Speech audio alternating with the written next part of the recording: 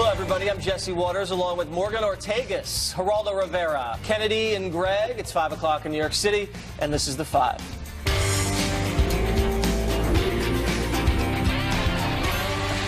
Secretary of Defense James Mad Dog Mattis visiting with U.S. troops at the southern border today as a breakaway group of a few hundred migrants from the caravan reaches Tijuana and is seen climbing the border fence. Secretary Mattis saying he's confident about securing the border as the caravan arrives. I'm 100% confident we have the number of troops at each of those ports of entry to complete what we've been asked to do prior to the arrival of the large caravans, wherever they choose to go for right now. Mattis's trip comes amid reports that President Trump is considering replacing Homeland Security Secretary Kirstjen Nielsen. Trump telling the Daily Caller a decision could be coming shortly. Meanwhile, the big question on Capitol Hill is, will Republicans finally be able to get funding for the border wall passed? No. Congressman Jim Jordan urging fellow lawmakers to make it their highest priority. The single biggest promise we made the American people in 2016 that we have not got done yet. Building the border security wall and securing the border. We should be focused on that one main thing over the next several weeks, as we still have a few weeks left while Republicans control all of government. We should focus on the biggest promise we made them and what they sent us here to do. And former acting ICE Director Thomas Homan is warning Democrats will try to target ICE's budget when they officially take over the House. I think they're going to look to cut the ICE budget, which means they'll fund less beds, which equals less arrests and less deportations and more catch and release. I certainly think it's going to be a struggle with the House under Democratic control because they don't want immigration enforcement. All right, so let's take a look at the caravan, or I guess some stragglers beat everybody to the punch, as they're the fast ones, Geraldo. I guess. They made it to Tijuana, and how easy is it to climb that wall? They're sitting up on top of the wall, straddling it, they fall, then they scurry back when they see any sort of presence on the other side. It's kind of a joke, isn't it? Well, I think a new wall would be kind of a joke also. A 30-foot-high, multi-billion-dollar wall can be easily defeated by a $25, 31-foot ladder. What I am relieved is that the demonization of this group of people will end. Are you saying the prototype doesn't prevent against ladders? I think they took that into consideration, Geraldo. Walls stop Juan and Maria, the ordinary fruit picker, the babysitter, the lawnmower. They don't stop MS-13 and the gangbangers. They tunnel under it. They fly over it. They boat around it. A wall doesn't stop the professional criminals. But it is so firmly ingrained in the American psyche now that I have withdrawn my objection to the wall. If you want to spend $25 billion to build a wall, have at it. But you mean Mexico's going to pay for it? Americans aren't paying for it. Hold your well, that's big breaking news from Geraldo. What do you think, Greg?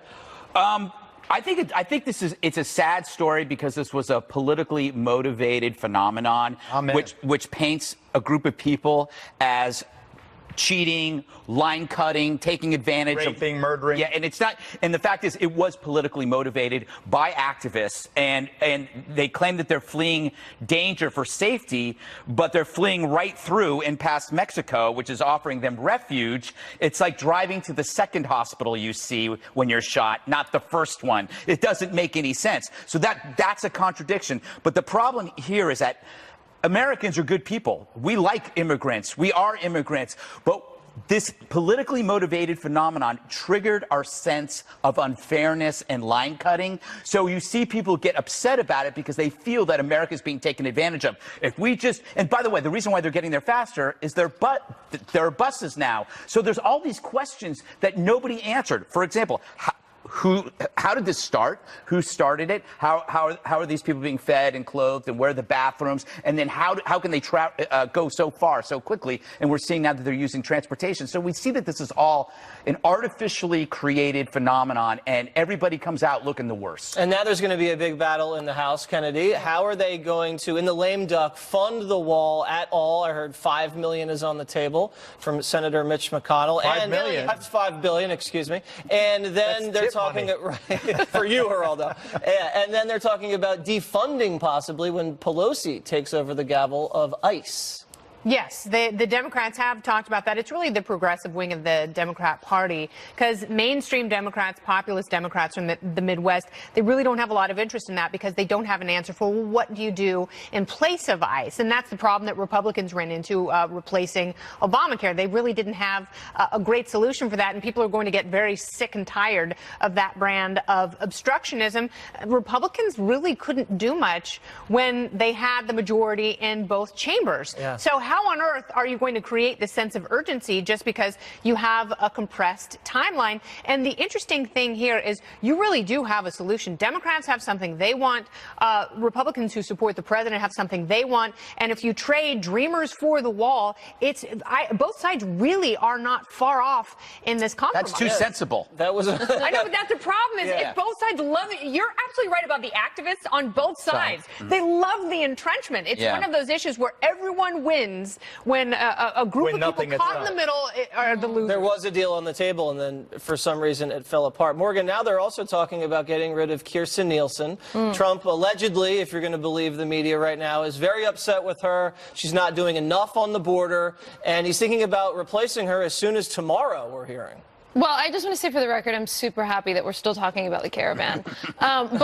Listen, when it comes to Well, they said that everybody in the Fox was cabinet- going to stop covering the caravan. No, not at all. They not said at Fox all. was going to stop covering it once the We midterms didn't. hit. We kept and it look, going, we're baby. covering it on we the kept 5. it going. So everybody in the cabinet serves at the pleasure of the president, right? So if the president wants to remove someone because he doesn't feel that person's doing a good job, whether it's her or not, that's his prerogative as commander-in-chief to do as he wants. What I think was really important, actually, is that Mattis went down there. And all of you know that I'm, a national security person. And I think by Mattis going down there, he really signaled that this is a legitimate mission. This is a national security Well, he said mission. we don't do stunts And at that the Department of He Defense. said that he's supportive of it. But he also talked about this sort of being a moral issue. He framed what happened 100 years ago whenever the military went down to the southwest border to protect it. So although a lot of people may not like the president's rhetoric or may make fun of him talking about the wall, I think what's important to note is that his strong action on this and his strong words on that, I think, are really preventing people from getting from getting even closer. But the most important thing, I think, is what Geraldo said, that the true people that we have to look at from a national security perspective are not the economic migrants or the refugees. The real problem are the gangs and the MS-13, and that's why you need the military, and that's why you need to beef up ICE, and that's why Mattis is down there, because this is about national security. It's not about a few poor migrants trying to get. Geraldo, I want you to respond to what Kennedy said. Do you think that the Republicans may have lost some seats in the House because they had the majorities and they didn't pay for the wall?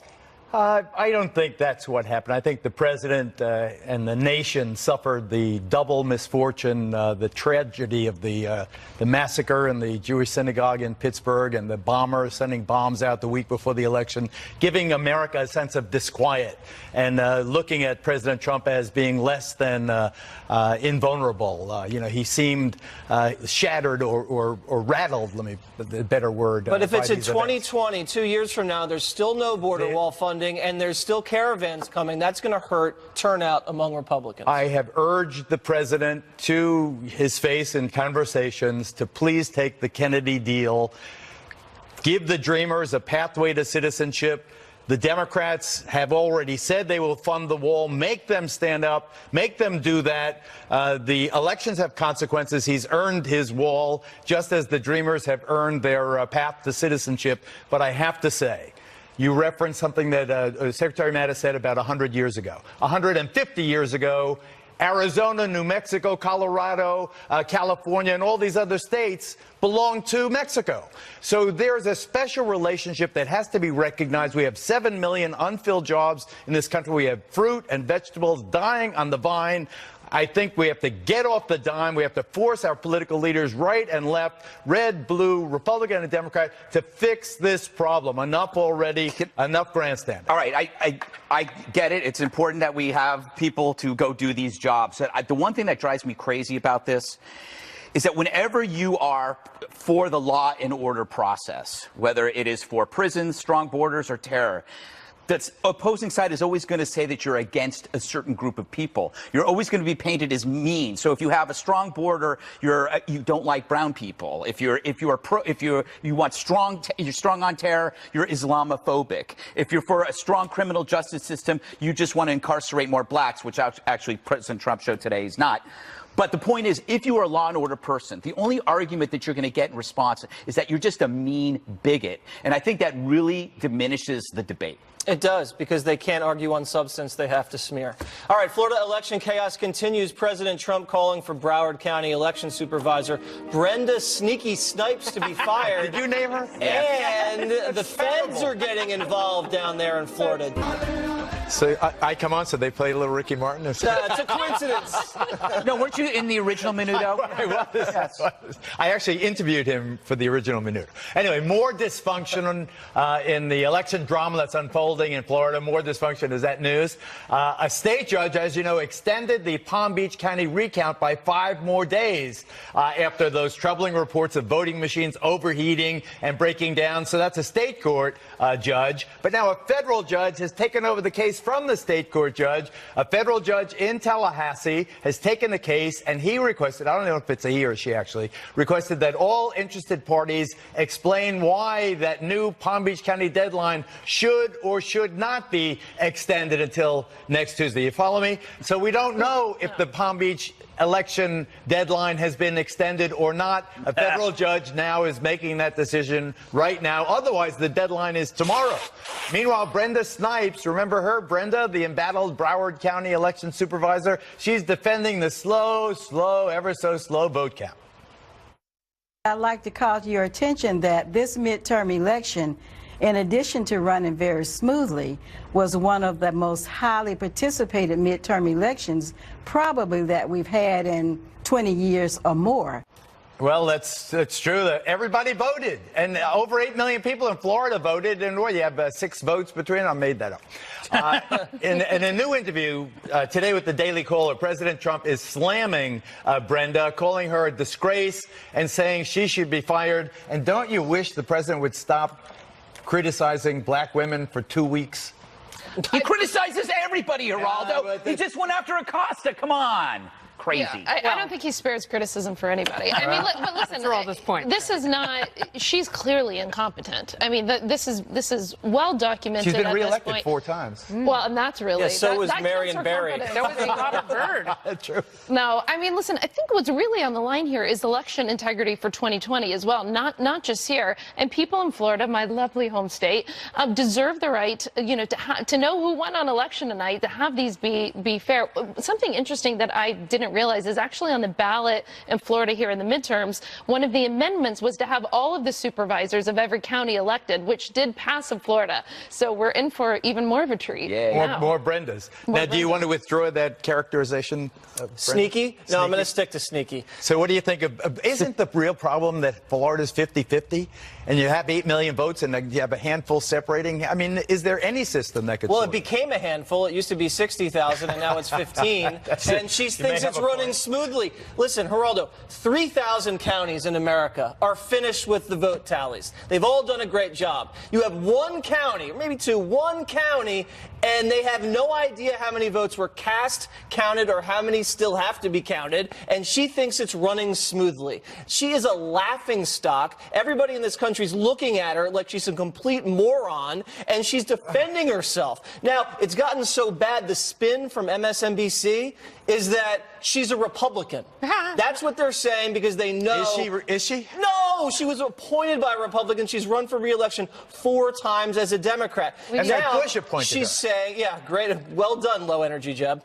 Yeah, now she's saying she's stepping down, right? You know when she's stepping down? In 2 years. So she's going to oversee this recount and oversee the 2020 election. Isn't the point, Kennedy, that we reasonably expect the winner to be declared the winner? And isn't it just as likely that Rick Scott has prevailed by 12,000 odd votes and that DeSantis has also prevailed in his case by 30,000? It's very unlikely, given past elections, that these numbers will reverse and the decision will be overturned. Having said that, you're right, Florida is close. So anticipate that and make sure everything is functioning.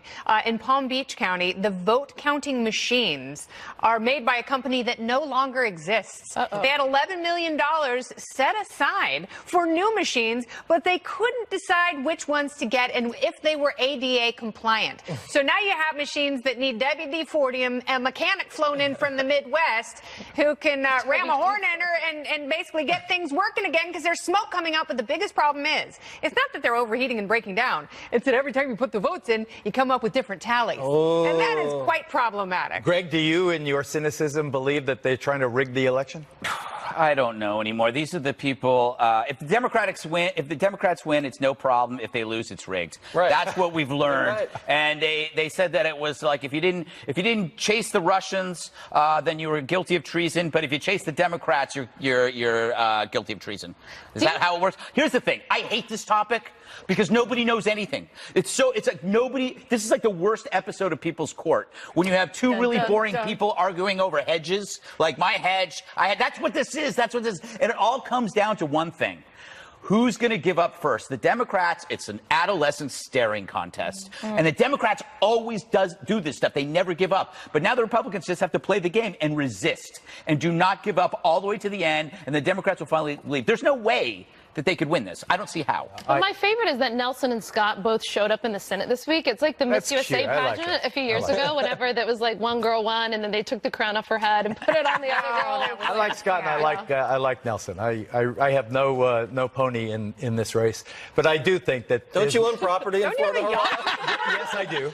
But and there's no reason on earth. There's 67 counties in Florida. Why don't they all have the same machines? Why don't they all have the same stuff? Why do they have each? They're all made out of makes its own Cutlass deal for its own machine. Right, because each county has to purchase a machine that's owned by someone's cousin. They should check how the radiator. That's the first check the thing radiator of the water up pump. Next. All you have to do is jiggle the handle. Exactly. Pink's husband, Carrie Hart, Pink's husband, he has a warning for wildfire looters that he's willing to exercise his Second Amendment rights if you come around his property. Details when the fight continues after this. I just want the green, want the money, want the cash flow. Jonathan Hunt is standing by in Malibu with the latest. Jonathan. And Kennedy was certainly not out of the woods yet, as was demonstrated in the early hours of this morning, about 55 miles east of L.A., where a pretty fierce fire broke out. Fortunately, it didn't really threaten any homes. It looked spectacular in the aerial pictures we saw, but firefighters got a handle on it pretty quickly. Here in Malibu, as you come back live to us, a lot of those evacuated are coming back now. A lot of them are coming back to utter heartbreak, such as the owner of this property, completely destroyed. And take a look down here at my feet, Kennedy. This is about 6 inches to a foot of pure ash. Imagine the amount of material that has to burn for there to be that much ash over such a wide area. And I can tell you a little bit about this neighborhood, Kennedy. This is a street I used to live on. This is not a street of millionaires. It's not a street of mansions. It's ordinary, hard-working Americans. The gentleman, for instance, who owned this property used to come out and encourage my then 5-year-old daughter when I was teaching her to ride a bike on this street right here. That's my old house up ahead of us. This guy who owns this property, John, he's lost absolutely everything he's ever worked for, everything he's ever had. Yet still, Kennedy, he's been back here in the last couple of days, and in true John style, he smiled and said, "At least I'm alive." Kennedy? Jonathan, thank you so much. Some incredible stories of loss and survival. Thank you. Now, amid reports that thieves may be targeting wildfire victims in that Malibu neighborhood, Pink's husband is prepared to use deadly force to protect his property. Carrie Hart posting this photo on social media of a gun-toting posse with a sign warning, quote, "Looters will be shot on sight." He hashtagged the post, "Defend your land," hashtag Second Amendment. So, Jesse, if you had people coming in from various parts of Southern California to steal your stuff, how would you defend your property? I would call Pink's husband because I'm not strapped like that guy is. There's some gnarly dudes that are looking around to start looting. They're in ski masks. They've just been caught with laptops, stolen handguns. Someone stole a motorhome. They've been found with meth and heroin. They have chainsaws, stolen AR-15s. 2 people that were just arrested were impersonating U.S. Forest Service workers with the same type of jackets on, and they're trying to loot. So I think, whatever you can do to defend your property, that's good. On the other hand, Jerry Brown's now taking a lot of heat. Allegedly, 2 years ago, he vetoed a bipartisan bill to really shore up the down power lines and mitigate the risks that those lines can spark wildfires like this. He vetoed that. Now people are looking back and saying maybe there could have been more done. Yeah, and Geraldo, you know, having lived in Malibu for years, once one of those sparks hits, and it's very much the same in the Sierra Nevadas in Northern California, those canyons are just wind tunnels, and they burn up. They are given so much oxygen with that heat and force, and there's really very little they can do, especially when those firefighters are facing brutal Santa Anas. See, the one thing about the Santa Anas, though, Kennedy, and I feel, although the looting story is I guess, an important story, and the 51 dead is certainly the headline story, that's the most important thing. To me, it was the utter lack of warning. Once the winds blow, once the Santa Ana blows, it should be computable to say, okay, the wild brush has now not burned for 2 years. I'm making it up. To the 2.5 years, 6 months.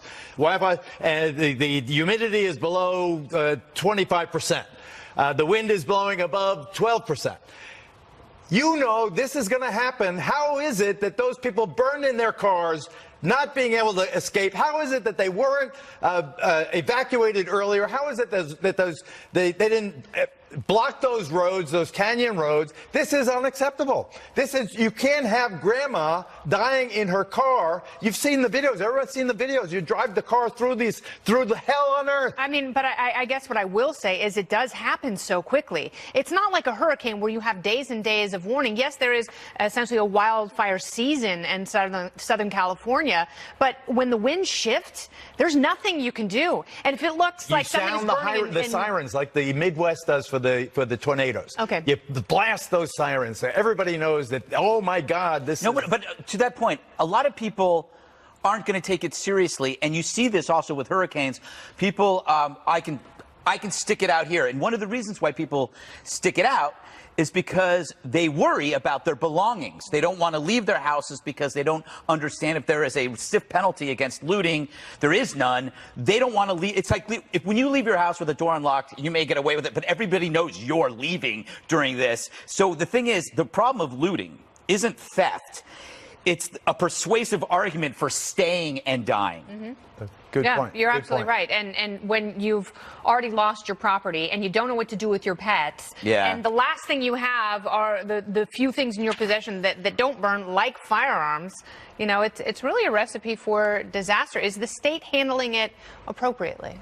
I think it's hard to make a convincing case that they are. I mean, I think you make a great point, Kennedy, you know, that the wind could blow and change directions quickly. But these fires happen every year, not to this level, of course, but with this many people dead, I think that you have to look at the federal and the state response and hold people accountable. I mean, there has to be some consequences for this, to which we say, you know what, we know that there's a 5-year drought. We know how high risk it is right now. And it's just, I think it's simply, you know, unacceptable in America today to have this many people burned to death in their cars, as you said. It's really tragic. It's really sad. But I would say for every negative story, I was looking at a wonderful story earlier today about Lady Gaga delivering pizza to many of the firefighters and aid workers. And you see the best of America come together in these stories. Yes, there's looters, but you see people giving charitably. I haven't done it yet, so I'm going to go to after the show. The segment has inspired me, Kennedy. No, it's true. And some of those first responders who are working around the clock. Absolutely. And those departments, many of them stretched very thin. But the way they are pitching in, the sheriff's departments, they're calling neighbors, they're reaching out to people. The Red Cross and other volunteers are doing whatever they can to locate as many people as possible. Can I just say one little thing? What Jonathan said about ordinary folks live in this neighborhood. Mm-hmm.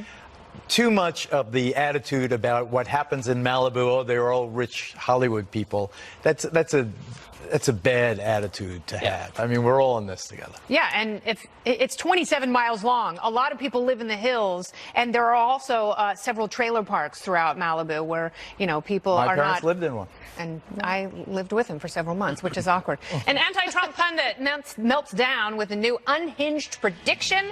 You got to see this next on The File.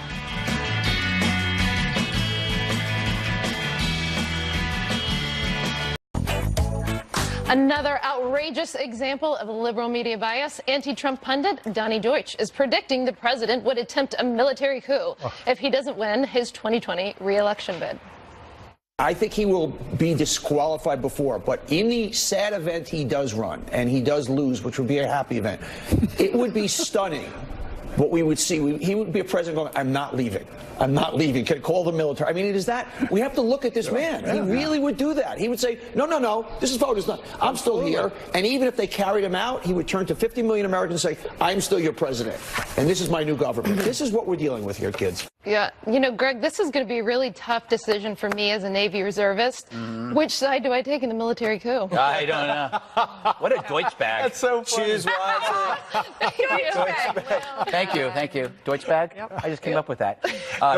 He's a Deutsch bag. But you know what the funny thing, obviously, he's kind of like, he was like going to a place where he was not serious, and then he realized he was going to a place where, I'm saying something really, really stupid. Do I own it, or do I just say I'm kidding? No, I'm going to say it's really going to happen. But he had an opportunity to split off and just say I'm joking, but he went there. And here's the point. They talk a lot about Trump because if they didn't, their viewers would bail on them because without Donald Trump, they are left with their own personalities, which are grating, unlike the five, in which we can talk about anything because we're fun people who like neat things and do interesting stuff. Absolutely. Wow. I feel so blessed. Jesse, one of the things, I'm never surprised whenever Donny Deutsch and Joe Scarborough count the president out, which I always think is a mistake. But one of the things that did surprise me when Axios detailed how he thought the president's re-election bid looked, 3 in 10 Americans say they want to see Trump re-elected, and the numbers weren't great. Again, I always think that people discount this president. But what do you think about this Axios report that it's going to be incredibly difficult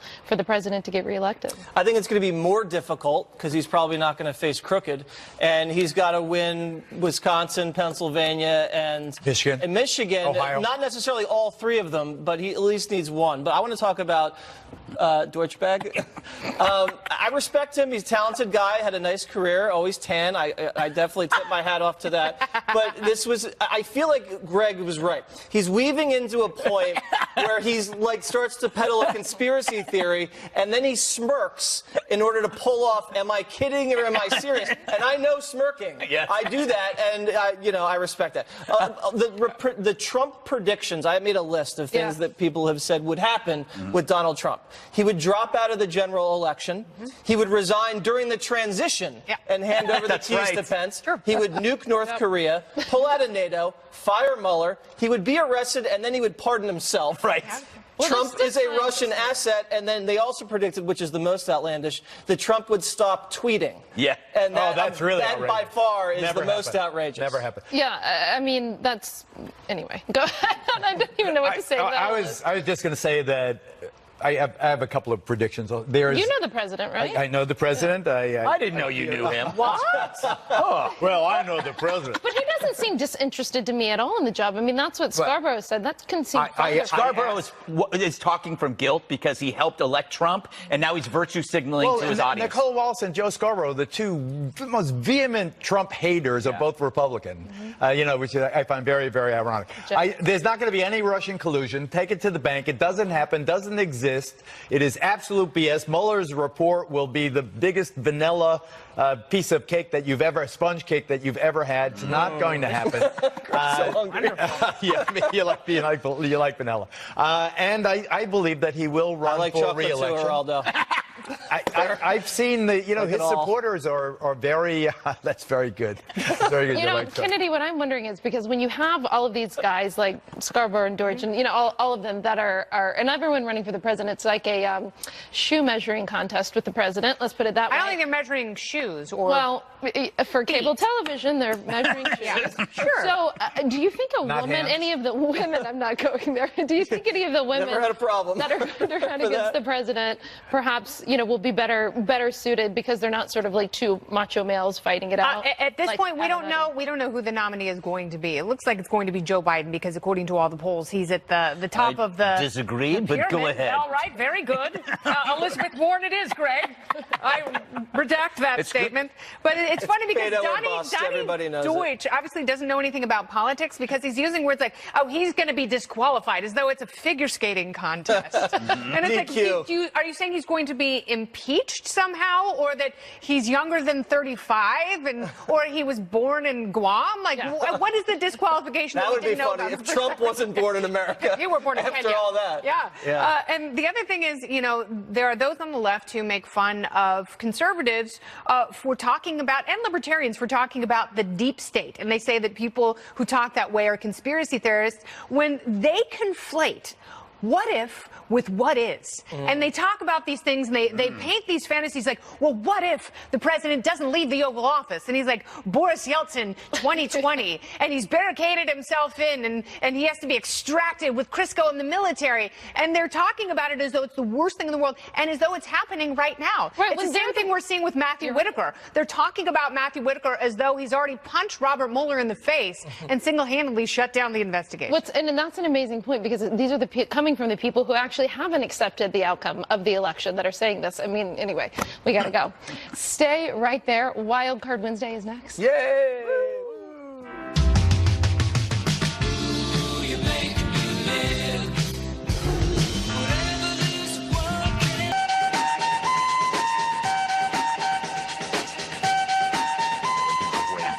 All right, since Dana Perino, if that's her real name, isn't here today, I'm taking over her duties on Wild Card Wednesday. Hey, you jumped a little too soon on that. So we gotta, let's get past this. We got a lot of people who haven't played this before, but we each pick a topic and we put it in this hat. None of us know each other's story. First up. Oh, man, where's Dana? Dear Greg, I love you. Call me Bill Meade. Greg. This is a great story. Monopoly for millennials. Hasbro's just released this game. It's Monopoly for millennials. So instead of collecting cash or paying rent and buying property, you collect experience points by visiting places like your friend's couch, the vegan bistro, and a week-long meditation retreat. The player who collects the most experience chips, not the one with the most money, wins. Is this for real, Kennedy? Is this a prank? I think it is for real. I think that is absolutely true, and it's just one of the clumsy ways that corporate America is trying to embrace the less than greatest generation. Geraldo, you're almost a millennial. My shoes are millennial. Andrew. I think that Kennedy hits it right on target. To try to appeal to a slackard or someone who lacks ambition or vision by offering up an activity that lacks vision or requires energy, I think is doomed to fail. I think it's a terrible idea. It's insulting to millennials, and it's hard to insult them. I thought millennials were a cookie, Morgan. What I like about this game is Average Bob still remembers. it's $19.82, which is supposed to be the year that millennials started, which is the year I was born. Wow. And the Monopoly guy on the front is taking a selfie, and I'm so obnoxious with selfies, so I think this game is awesome, so screw all of you guys. Yes. What, you play it? Yeah, I played it last weekend, actually, against my 7-year-old daughter, and she beat me. Wow. And I'll tell you bored? why. She bought, what? She was bored, and you were totally engaged. No, I was totally engaged. She bought everything she landed on. That is the trick to Monopoly. You just buy everything, and then you build. Wow. I was Millennials have no money too to buy. selective. All right, let's pick another one. I already did. Ooh, study. Men with beards are more attractive than men who are clean-shaven. They asked 8,500 women to rate men on their attractiveness as a long-term romantic partner, and men with beards turned out to be the top choice. I'm suspicious. It indicates a male's ability to successfully compete socially with other males for resources and is associated with masculine social dominance. Morgan, do you agree, disagree? I think it depends on the guy, because some guys look better with beards and not. What about women? You never I mean, this know. is the most sexist know. study on the planet. Beard or no beard doesn't bother me. The thing that bothers me that I think is like the unsexiest thing ever is the male like top bun. Oh, man, So gross. the man top bun. The man bun. The dork knob. Yeah. As long as I would never date a guy with a Kenny, did you ever date a guy with a beard? Not with a guy who had a beard, but a guy with a beard. I've been a beard, and that was fun. I agree with this. Growing up in Oregon, there's something. Lumberjacks. And nowadays, young men are not really taught how to be men. They're taught to be ashamed of their toxic masculinity. And so women are longing very much for a guy who can do something with his hands. That's an interesting point. That, Geraldo, the facial hair somehow reminds women of a bygone era. of masculinity. Well, that may be, but I think that beards really came Like into Lady vogue Chatterley's lover. because men have such bad hair and they want to distract from what's on top of their That's head. a very by male growing way it of on their chin. Yes, exactly. So every time I see a beard, that's the first thing I think, this guy's trying to, it's divert our attention. What about you, Jesse? Yeah, I can't grow a beard. This is about 3 weeks right here. But I've never had any problems in that department, so I don't think it really matters. Never had any problems. All right, I have. It's Ooh, the second time you've said that on the show. I don't want to do that one. That's so true. Let's do this one. I was all right. To play by the rules. Okay. Pilots saw a very bright UFO streaking over Ireland. Could it be aliens? Appeared to be multiple objects following the same sort of trajectory, so very bright from where we were. To come up on our left-hand side and then rapidly veer to the north.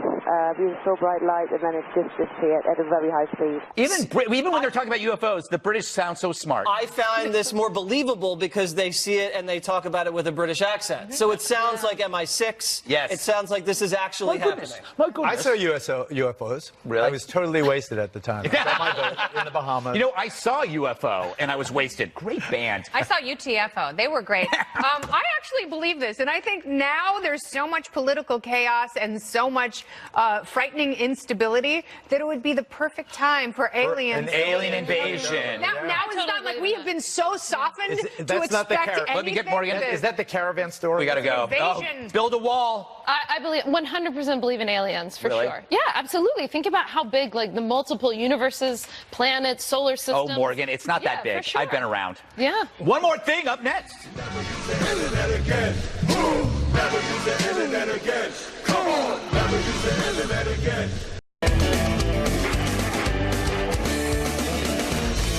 It's time now for one more thing. So the other day on Monday, I was at Stetson University down there in Florida, speaking at the Young America's Foundation chapter down there. There I am, dazzling the crowd Great with my hair, brilliance. Yes, it was a huge crowd around the block. It's so big, the crowd, we can't even show you, then that's the chapter. Isn't that them? Right there. The crowd was about twice that size. And then tonight I'll be on Martha with Wednesdays with Waters. There it is. All right, Greg Gutfeld is next. All right, my podcast is up. You go to foxnewspodcast.com. It's an interview with a retired New York Police Department detective, Anthony Favara.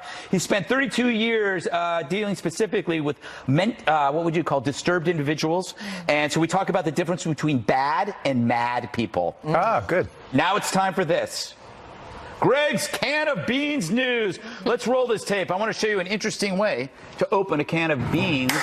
Here we have a person using, I would not recommend doing this, but apparently this person is trying to open a can of beans with a knife, and looks like it's successful, but I would not do this. I would probably find an alternative way to open up this can of beans, especially when you notice. Oh!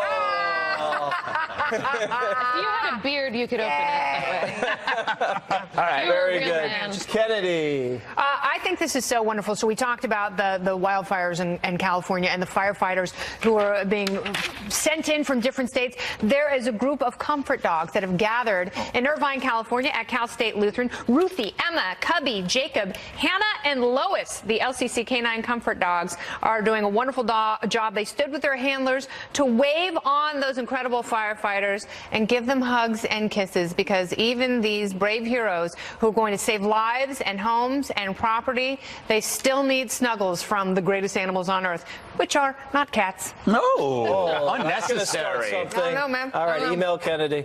Morgan. Okay, so last night I was in one of my favorite cities in America, Nashville, and my friends Krista Stefano and Kelly Lovelace, who are country music singers, they have over 40 number one, they write country music songs, so they have over 40 number ones between the two of them. Wow. We went to an event last night for the Tomahawk Foundation. We raised over $400,000. Tomahawk supports the families of special operations, especially if someone has been injured, who has been killed in combat. So last night we had a ton of military, a ton of special operations, friends of mine in the room, lots of country music, which made it even better. And so everybody should check out Tomahawk, and happy to support them. And I love you, Nashville. Wow, dogs and country music. I feel like Dana's here, even though she's All we need is a story about Avenatti. We're not going to talk about that. I'm not. But, you know, My state, my new home state, Ohio and New York, many parts of the country grappling with the awful opioid epidemic, heroin epidemic, fentanyl, and so forth. Over 70,000 dead. We get some small measure of revenge as a trial that has just begun out in Brooklyn in federal court. El Chapo, Joaquin Guzman, the notorious head of the Sinaloa drug cartel, is on trial right now. This is 2 years, about 2.5 years after he escaped through one of the most amazing tunnels ever born. That's his wife. I got to tell you about her. But I went to this tunnel. I covered it for Hannity. It's a mile long, precisely directed. Went right. Not only did they get into the prison, they got into El Chapo's cell. They got in the one point of El Chapo's cell where the surveillance camera couldn't see what they were doing. Reminds me of a colonoscopy. But his biggest achievement was Emma Coronel Aspiro, his beautiful wife, in court with him, but he can't touch her. That was his biggest achievement? Yes, I think so. Okay. I remember when you did All that. right. Set your DVRs. Never miss an episode of The Five. Special Report is up next with Brett Baer.